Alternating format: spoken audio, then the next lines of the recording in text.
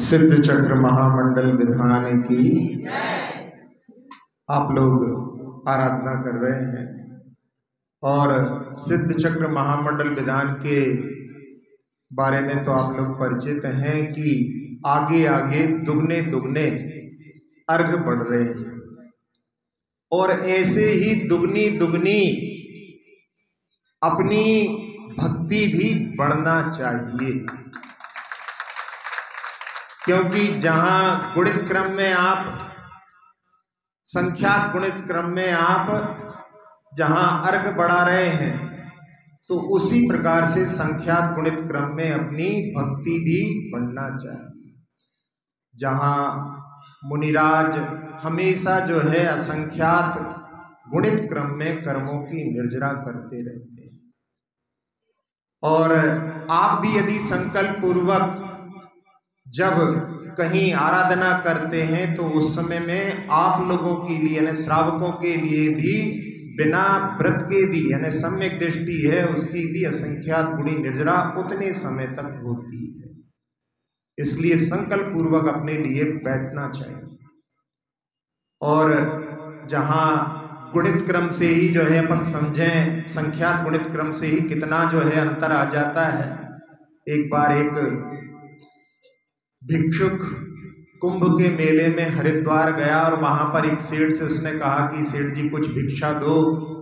तो सेठ ने कहा कि पैसा कमाने में बहुत मेहनत लगती है, हम लोग मेहनत करते हैं, हम हर 6 महीने में 1 रुपए के दुगने कर देते हैं। भिक्षुक को उस बात को सुनकर के कहा कि सेठ जी आप दुगनी कर देते हैं हर 6 महीने में, तो मेरा ये 1 का सिक्का आप ले लो, अगले कुंभ पर आपसे मिलूंगा। अगले कुंभ में 12 बरस के बाद में जब मिला तो सेठ जी से कहा कि सेठ जी पिछली बार हमने आपको 1 रुपया दिया था, अब आप हमारे लिए 24 किस्तों में दुगना करते करते उसका जो है भुगतान करो। तो सेठ जी ने कहा 15-20 रुपए ले लो। तो उसने कहा कि 15-20 रुपए कम दे देना जितने हमारे हिसाब से बनते हैं, लेकिन हिसाब तो करके देखो। और जब हिसाब करके देखा तो आप लोगों को सुनकर के आश्चर्य होगा कि 1 रुपए का 24 किस्तों में दुगना करते करते 1,67,37,216 रुपए होते।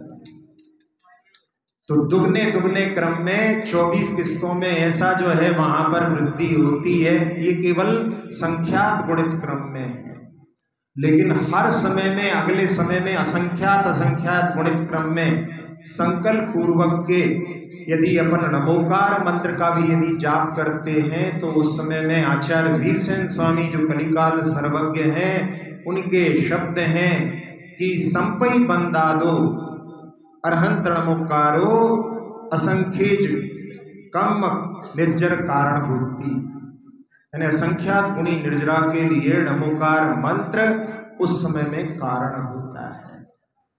तो अपने लिए नमोकार मंत्र का भी जब जाप करते हैं तो उस समय में संकल्प पूर्वक यदि अपन करते हैं तो इतनी निर्जरा के लिए कारण होता है।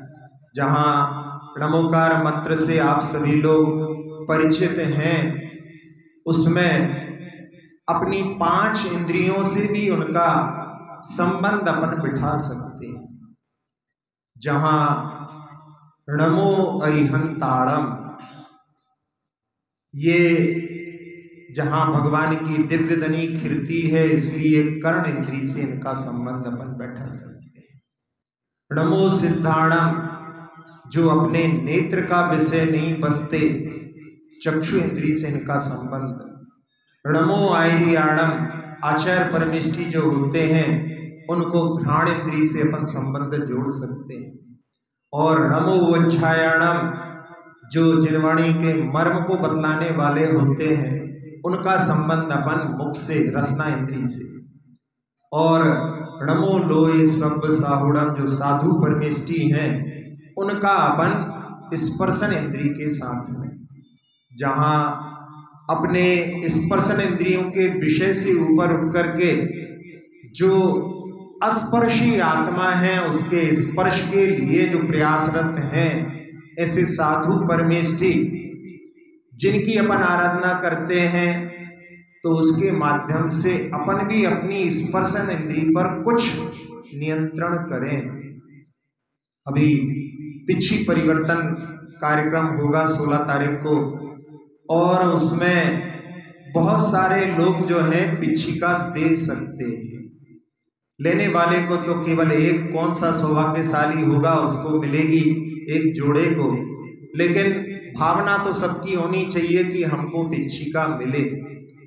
और देने में जो है सैकड़ों लोग भी दे सकते हैं, तो उसमें बहुत सारे लोगों को फॉर्म दिया है, बहुत सारे लोगों ने अभी फॉर्म नहीं लिया होगा।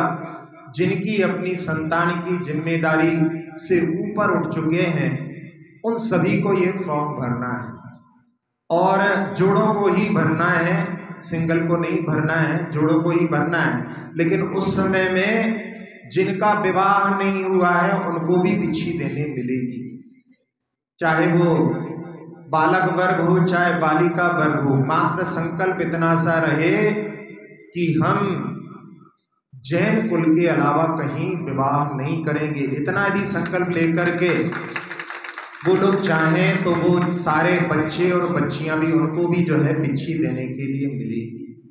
तो सारे लोग इसमें जो है, जहां कम से कम 15 दिन का महीने में ब्रह्मचर्य व्रत का जो पालन करेंगे, उनके लिए पिछी देने का सौभाग्य मिलेगा। हमने बतलाया था अभी कि एक जगह पर हमारा पिछी परिवर्तन कार्यक्रम हो रहा था, वहां पर विधान के बीच में ही आखिरी में, और उस समय में जो विधानाचार्य आए हुए थे वो हमसे आके कहने लगे कि महाराज हम भी पिछी दे सकते हैं। तो मैंने कहा कि भाई 15 दिन का नियम हो, 15 से कम वालों को नहीं मिलती, 15 दिन का महीने में हम ब्रह्मचर्य व्रत पालन करेंगे। तो उसने कहा महाराज जी मैंने विवाह के दिन से ही शुक्ल पक्ष में पूर्ण ब्रह्मचर्य पालन करूंगा। अभी मात्र 1 साल शादी हुई है, शादी के समय ही ये संकल्प कर लिया था। तो समझ सकते हो कि ऐसा साहस जो है अभी भी करने वाले हैं। तो इसलिए जिनकी संतान की जिम्मेदारी हो गई है वो तो है ही, और भी जो विवाह करने के बाद में भी यदि एक जो है 15 दिन का, ऐसा नहीं कि लगातार 15 दिन वाला हो, यदि हाँ जो कोई 15 दिन का लगातार वाले यदि अपने फॉर्म में भरते हैं तो उनको प्रायोरिटी दी जाएगी, उनसे हम पहले पिछी कर लेंगे। उसमें भी उम्र को भी देख करके, यदि कोई जो है 80 साल का भी हम 15 दिन का जो है एक पक्ष का पालन करेंगे तो वो उसको प्रायोरिटी नहीं दी जाएगी। उसकी तो उम्र अब ऐसी हो गई है कि पूरे महीने का लिखना चाहिए, लेकिन फिर भी जहाँ जितनी अपनी जैसी सामर्थ्य हो यदि वो प्रयास करेंगे तो उस समय में उनके लिए भी वहाँ पर अवसर मिलेगा। तो ये जो है स्पर्शन इंद्री, जहाँ पर अपन स्पर्शन इंद्री के वशीभूत होकर के कितने सारे ऐसे साधनों का प्रयोग करते हैं जो कि अपने लिए प्रयोग नहीं करना चाहिए। एक फेयर एंड लवली क्रीम आती है, उस क्रीम के बारे में सुना है कि उसमें सूकर की चर्बी पाई गई। अब ऐसी यदि क्रीम को लगा करके यदि कोई आराधना करने आए तो कहाँ से उसकी पवित्रता रह सकती। और जो पाउडर आदि का भी यदि अपन प्रयोग करते हैं उसमें भी सुना है कि हड्डी के चूरे को मिलाया जाता है। जहाँ वस्त्र आदि में भी अपन यदि उसका ध्यान नहीं रखें तो बहुत सारी ऐसी चीजें जो हैं अपने लिए योग्य करने वाली नहीं है, उनका भी अपन सेवन कर लेते हैं। इसलिए अपन नमो लोय सब्ब श्रवणम के माध्यम से जहाँ पर अपन स्पर्शन इंद्री पर जो विजय प्राप्त करते हैं, उनकी आराधना करते हैं, तो अपन लोगों के लिए भी कुछ स्पर्शन इंद्री के संबंधी जहाँ जिनमें की जो अपने लिए अयोग्य हैं उनका अपन त्याग कर सकें।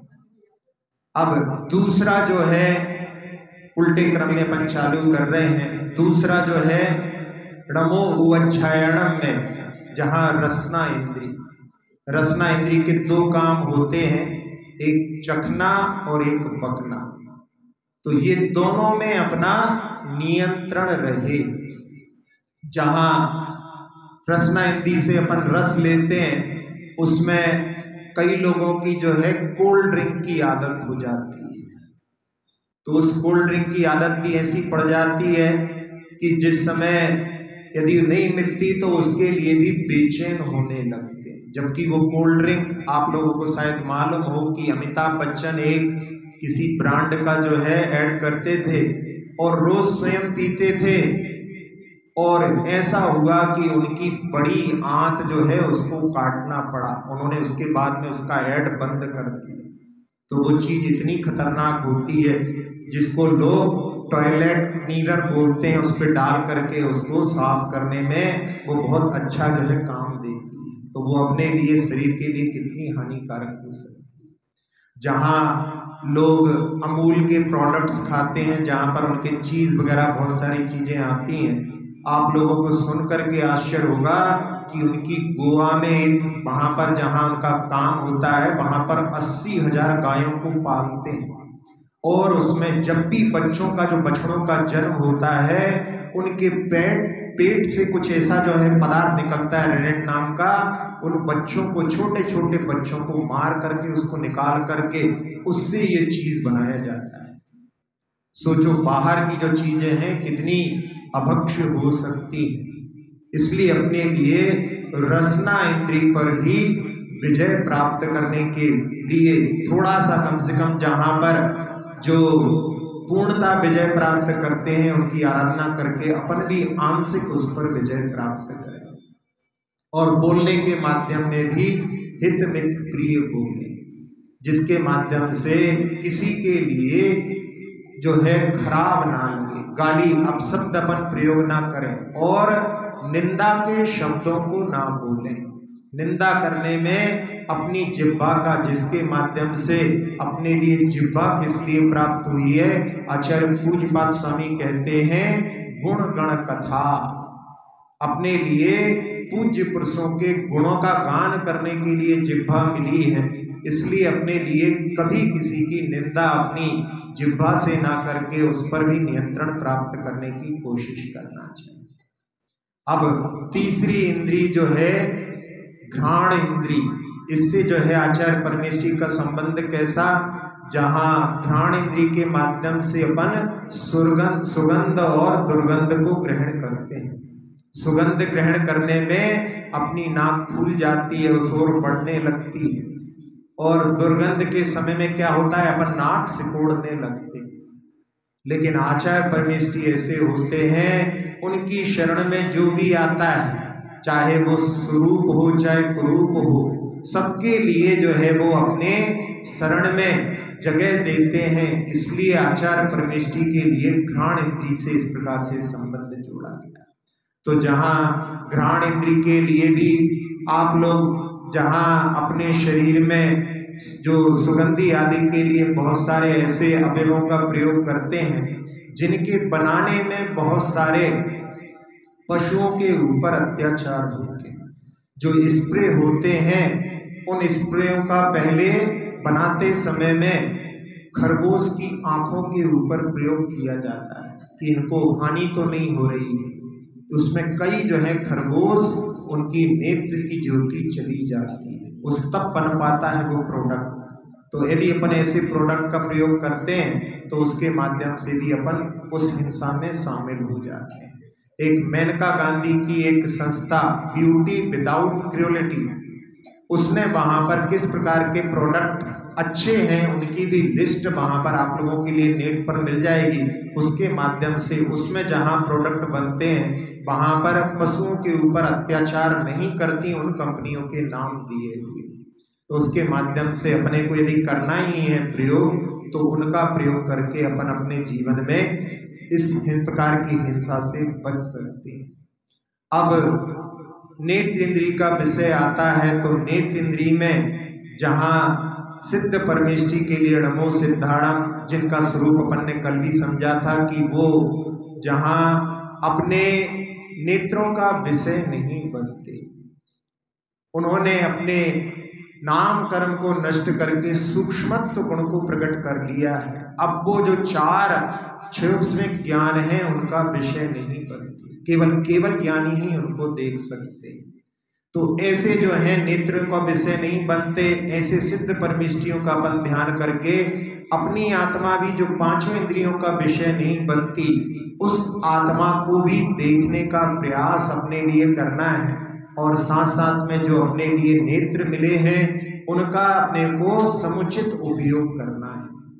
लेकिन आजकल का जमाना, मंदिर से ही निकल करके देखा, 3 बच्चे बैठे हुए हैं, आपस में बात नहीं कर रहे हैं, तीनों के हाथ में मोबाइल। कहते हैं, आजकल पुराना एक फिल्मी गाना है लेकिन देख करके लगता है कि इसके लिए बना है, तेरे चेहरे से नजर नहीं हटती, नजारा हम क्या देखें।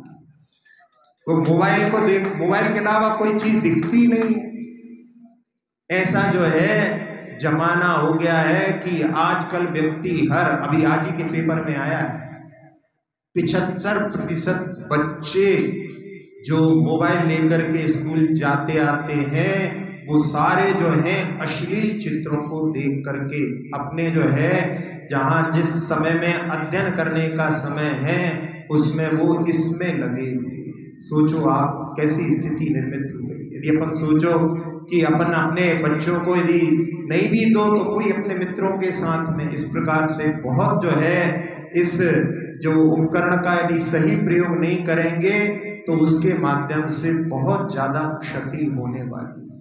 और इसमें जो है ये भी लाइलाज रोग है। इसमें तो जो व्यक्ति स्वयं अपनी स्वयं प्रेरणा से यदि इससे बचना चाहे तो बच सकता है, वरना जो ऐसा वो है भूचाल है कि जिसके गिरफ्त में बहुत सारे लोग जो है बहुतायत इसके अंतर्गत आते जा रहे हैं। कैसी विडंबना है, घर में रह करके भी मोबाइल से बात करते हैं। एक ड्रामा के रूप में सुना था कि घर में जहां टीचर आया है और टीचर जो पढ़ाने के लिए बच्चों को तो देखा, उसने बीच में जो है उनकी माँ जो है पानी लेकर के पति के पास पहुंच गई तो पूछा उसने कि तुम्हारे पापा की आवाज तो आई नहीं कि पानी चाहिए, तो उन्होंने कहा व्हाट्सएप कर दिया होगा। और घर के अंदर भी जो है व्हाट्सएप पे डिमांड कर दी। तो ऐसी स्थितियां ने घर के लोग आपस में एक दूसरे से जो है बात नहीं करते, हजारों किलोमीटर दूर बैठे हुए व्यक्ति से व्हाट्सएप पे बात करते रहते।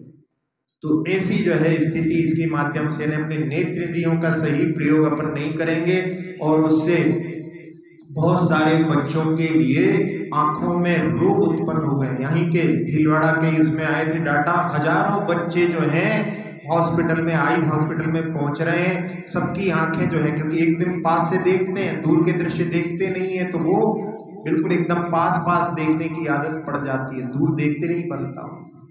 ऐसी स्थिति छोटे छोटे बच्चों की क्या स्थिति होगी।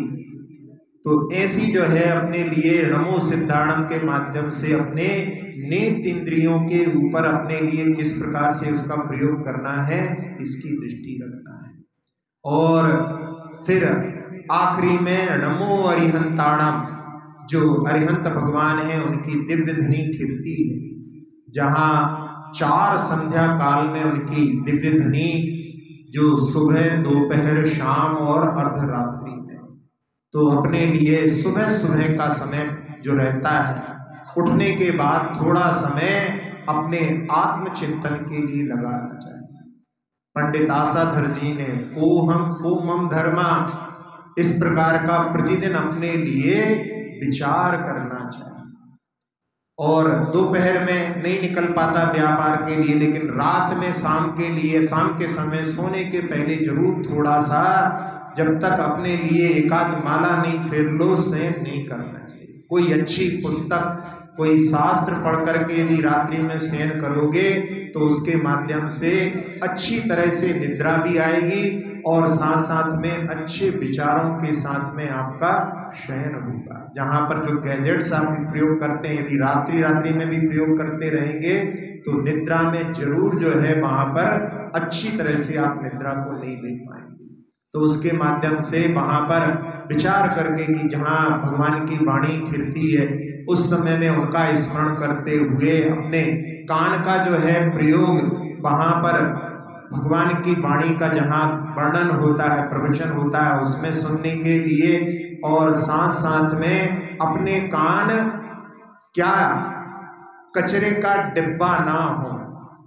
कान कचरे का डिब्बा कैसे हो सकते हैं? अरे बहुत सारे लोग कचरा डाल करके चले जाते हैं कानों में, मतलब इधर उधर की फालतू बातें सुना जाते हैं, वो कचरा ही रहता है।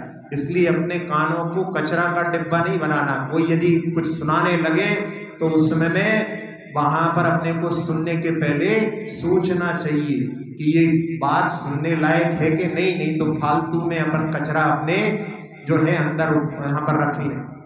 तो अपने कानों को जो है निंदा के वचन भी यदि सुनते हैं तो उसमें सामने वाले के लिए निंदा करने के लिए प्रेरणा भी हो जाती है। इसलिए अपने लिए कानों का समुचित प्रयोग करना है।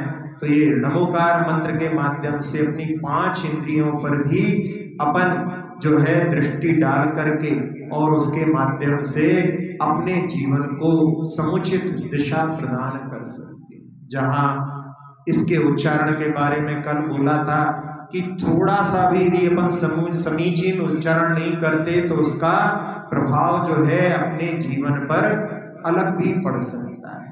एक कथानक हमने पहले सुनाया था कि एक सेठ जी जब तीर्थ यात्रा पर निकले तो उन्होंने मंदिर में सूचना लिख दी कि हम शिखर जी जा रहे हैं, जो भी चलना चाहे हमारे साथ चल सकता है और सबकी जो है व्यवस्था हम करेंगे।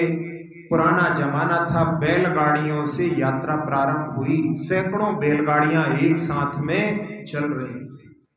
सेठ जी ने बहुत अच्छी व्यवस्था की थी। एक दिन सेठ जी कहने लगे कि आपका जो है सब लोगों का सहयोग भी हमें चाहिए। तो कुछ लोग खुसर खुसर करने लगे कि पहले तो कह रहे थे कि हम जब पूरी यात्रा कराएंगे, अब सहयोग की बात कर रहे हैं।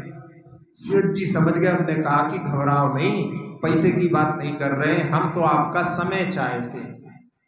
जहां भी अपन विश्राम करते हैं वहां पर थोड़ी देर अपन सभी लोग मिलकर के सामूहिक रूप से नमोकार का पाठ करेंगे, नमोकार का जाप करेंगे, फिर शयन करेंगे। सब लोग कहें हाँ हम तो रोज करते हैं, कहें सामूहिक करेंगे तो सामूहिक का जो है फल अलग होता है।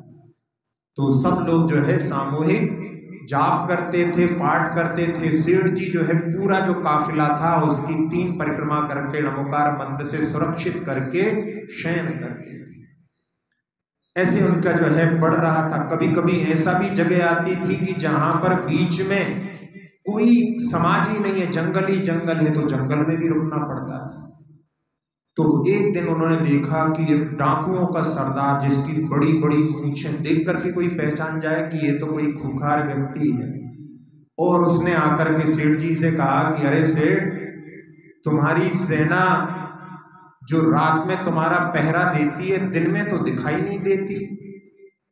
सेठ जी ने सुना और एकदम उनको लगा कि ये सब महामंत्र की कृपा है, और उन्होंने वहां पर कुछ बोलते उसके पहले वही डाकू फिर से बोला सरदार कि लेकिन एक बात समझ में नहीं आई, उसमें एक सैनिक तो ऐसा है जिसका सिर नहीं दिखाई देता, केवल धड़ घूमता है तलवार लेकर।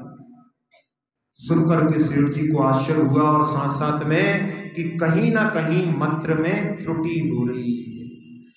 और उन्होंने जो नमोकार मंत्र आर्या छंद में पढ़ा जाता है, अपन लोग कभी कभी गीत वगैरह में जो है कुछ भी गा लेते हैं, ध्यान नहीं देते मात्राओं का। जहां पर 35 अक्षर और कितनी मात्राएं, 58 मात्राएं। 58 मात्राओं में जब अपन उसको देखेंगे तो उसमें नमो लोए, ए जो लोए का ए है ना, वो एक मात्रिक है। प्राकृत में जो है वो विकल्प से एक मात्रिक भी होता है, लेकिन संस्कृत में तो नित्य संधि अक्षराणी दीर्घाणी, वहां पर संधि अक्षर दीर्घी होते हैं, लेकिन प्राकृत में जो है एक मात्रिक भी हो सकते हैं। तो उसको अपने को णमो लोए शब्द सवर्णम ए को ज्यादा लंबा नहीं खींच सकते। मंत्र के रूप से, भजन के रूप में जहां स्वर कोकिला ने गाया है णमो लोए, खूब लंबा प्लुत कर दिया, यानी एक नहीं दो नहीं 3 मात्रिक हो, तो वो भजन के रूप में ठीक है। लेकिन जहां मंत्र के रूप में यदि अपन उसका उच्चारण करते हैं तो वो मंत्र के रूप में तो केवल णमो लोए शब्द सा। तो जैसे जहां आर्या छंद में पढ़ते हैं णमो अरहंताणं नमो सिद्धाणं नमो आयर्याणं नमो अच्छायाणं नमो लोय सौवसाहुणं। ये एक मात्र है, ऐसे ही एक धुन चलती है। नमो अर्हंताणं नमो सिद्धाणं नमो आयर्याणं नमो अच्छायाणं नमो लोय सौवसाहुणं। कोई दिक्कत नहीं, परफेक्ट। तो ऐसी धुन को लेकर के यदि पढ़ते हैं तो उसमें 58 मात्राओं के साथ में उच्चारण। तो सेठ जी ने सारे लोगों को वहां पर वो कहने लगे, सेठ जी उनसे डाकू से कि आप कल मिलना, आप कल हम आपको रहस्य बताएंगे। उनने सब लोगों को एकत्रित करके शाम को कहा कि भैया कोई ना कोई पढ़ते समय में कहीं ना कहीं त्रुटि कर रहा है नमोकार मंत्र में, इसको ऐसे पढ़ा जाता है। और सबको समझा दिया, सब लोगों ने पाठ किया। और बाद में अगले दिन सरदार आया तो उसके चेहरे पर आज जो है वहां पर प्रसन्नता के भाव थे। तो सेठ जी समझ गए कि अपना काम हो गया। और उन्होंने कहते उसके पहले ही वहां पर वो डाकू बोलने लगा कि आज आपकी सेना पूरी सांगोपांग थी। आज उसमें जो व्यक्ति बिना सिर के यानी केवल धड़ घूमता था, आज वहां पर वो नहीं दिखला रहा था। तो उस समय में फिर वहां पर वो जो है डाकू पूछता है कि आपकी सेना का क्या रहस्य है। तो उन्होंने कहा कि ये हमारे महामंत्र का प्रभाव है। और उस समय में वो इतना प्रभावित हो गया था, उसने कहा कि ये मंत्र हमें दे दो। तो उन्होंने कहा कि आपको ये मंत्र काम नहीं करेगा। ये मंत्र तो जब आप 5 पापों को त्याग करोगे, आंशिक रूप से भले ही त्याग करो, तब जो है आपके लिए कारगर होगा। और उस समय में डाकू के लिए उस दृश्य को देख करके इतनी श्रद्धा उत्पन्न हो गई थी, उसने अपने पापों को छोड़ दिया और जहां सरदार परिवर्तित हुआ तो बहुत सारे उसके शागिर्द भी साथ साथ में परिवर्तित हो गए। तो ऐसा जो है महामंत्र का प्रभाव रहता है। तो अपन जहां आराधना कर रहे हैं, अपनी भक्ति बढ़ती जाए और साथ साथ में अपने लिए जहां जो भी अपने लिए जिन जिन चीजों से बचना है, जिनमें अपने नियंत्रण को रखना है, इस सिद्ध चक्र विधान के माध्यम से अपने जीवन में कुछ इस प्रकार का जो है गुणात्मक परिवर्तन भी अवश्य आए। इसी भावना के साथ में अक्षर पद मात्रा से दूषित वचन अगर महीन रहे और प्रमाद कषाय के वश में सम्यक अर्थ विलीन किए। जिन वाणी माता मेरी सब त्रुटियों को क्षमा करे, दे आशीष शीघ्र हम सबको केवल लब्धि रमा मिले। प्राप्त हमें हो बोधि समाधि परिणामों की शुद्धि हो। दिव्यात्म उपलब्ध हमें हो, शाश्वत सुख की सिद्धि हो। चिंतित वस्तु दात्री माता चिंतामणि उपमा भावी। करो वंदना पूर्ण विनय से चरण रघु मेरी बाती। कर जिन वाणी स्तुति तन की ममता